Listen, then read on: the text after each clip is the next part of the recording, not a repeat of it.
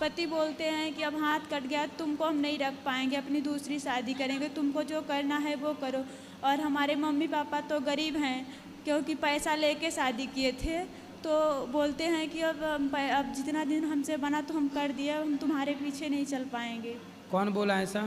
पापा बोलते हैं, और मम्मी पैसा ले करके उन लोगों से शादी किए थे, तो इसलिए बोलते हैं। अच्छा, मतलब ससुराल वालों से पैसा लेकर हाँ, माँ बाप ने हाँ। और अपनी लड़की दी थी, मतलब लड़की बेच दी थी, ये कहो सीधा। राधे राधे प्रभु जी। हमारा ये प्रश्न है कि हमको ससुराल में करंट लगा था। हाँ।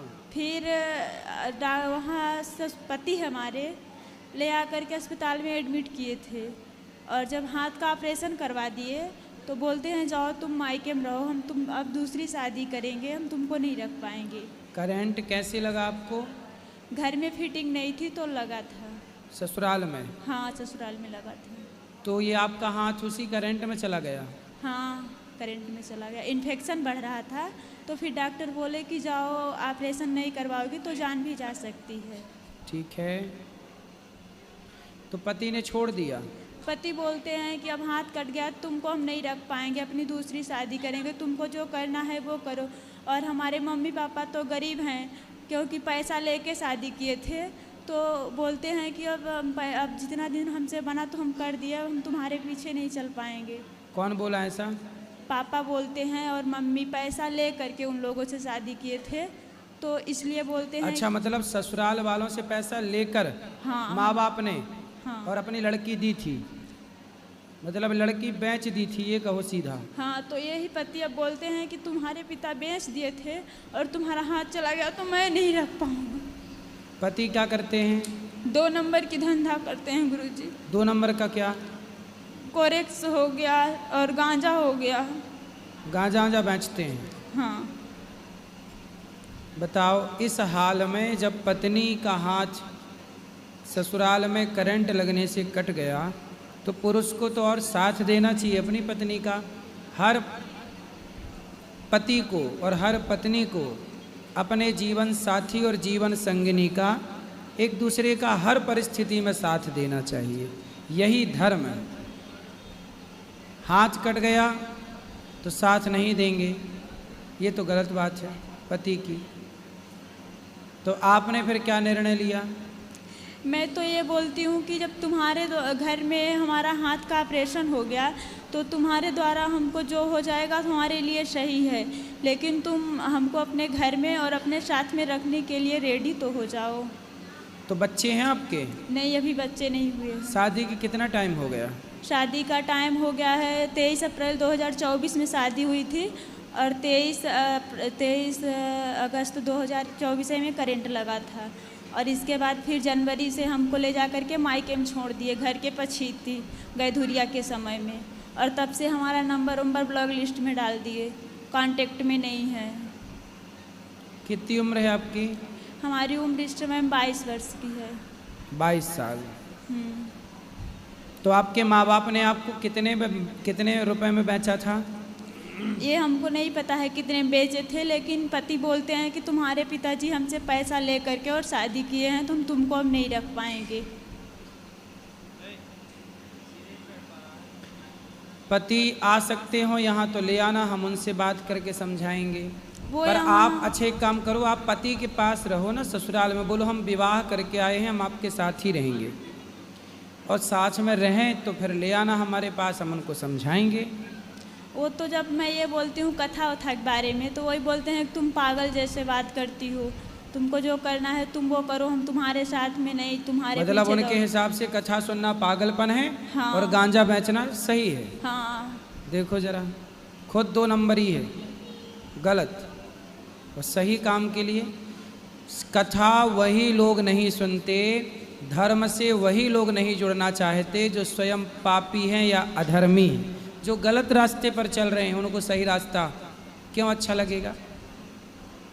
आप तो उनके साथ रहो, बोले हम आपकी पत्नी हैं, हम आपके साथ रहेंगे।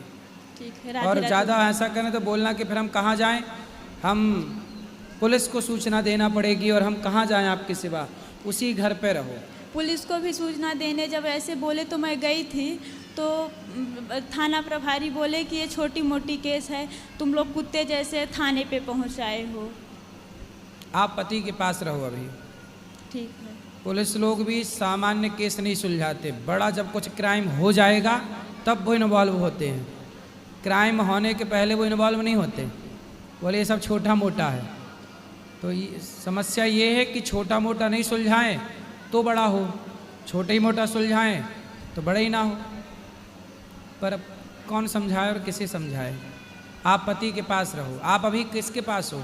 अभी मैं अकेली यहाँ आई हूँ। कहाँ ससुराल आपका? हमारा ससुराल यहाँ सीधी जिला में है। सीधी? हाँ। सीधी में गांव की शहर?